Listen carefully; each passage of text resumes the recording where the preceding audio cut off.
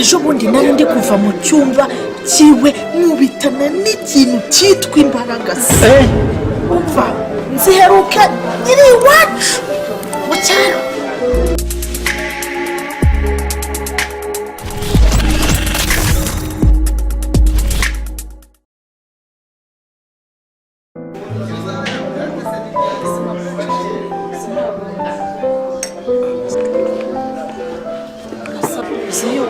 Nsigaye mbona umeze neza ariko umujyi umaze kuwumva. Nta kibazo umujyi narasobanukiwe nanjye mu minsi iri imbere nzajya ntembera njye mu mujyi nk'abandi. Reka da kujya mu mujyi ntabwo ari byiza. Umwana nawe ugomba kwicara mu rugo tukabanza tukareba yuko igiturage cyabanza kukuva mureba ukuntu waje usa none reba umaze kugira agasura ko mu mujyi sibyo gasa. Ndabyumva ntabwo nzajya kuzerera ngo njye mu mujyi ntahazi. Nta mpamvu y'umubyeyi wo kutita ku mwana ngo ni uko atamubyaye, ahubwo tugomba kugira inshingano z'umwana uwo ari we wese sibyo sheri? Ni byiza ibi turabishimirwa nawe urabishimirwa nk'umubyeyi na nizo nshingano zawe. Rega nibyo kumva nshaka kujya kwihagarika. Hari rinwari hariya hirya urazibona.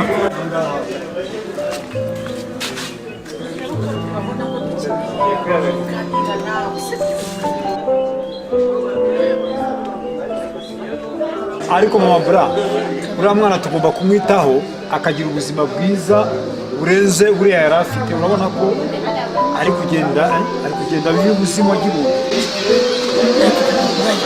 ubwo urabona uriya musore twakumugumisha koko mu nzu, urabona tudakwiriye kumukura mu nzu yacu nini tukamushyira mu nzu zo mu gikari? Urabona reba rwose njyewe biranagayitse kurarana n'uriya muhungu mu nzu. Njyewe ndumva ashobora kujya mu nzu zo mu gikari. Ejo bundi nari ndi kuva mu cyumba kiwe nkubitana n'ikintu cyitwa imbaraga se umva nziheruka nyiri iwacu mu cyaro. Niyo mpamvu rero agomba gusohoka mu nzu akaba agiye mu kikoni cyangwa akaba agiye muri iriya nzu yindi mu gihe tutari twayikora neza. Wa musore wacu atinze wajya kumureba. Ushobora kuba ari kwituma bikomeye.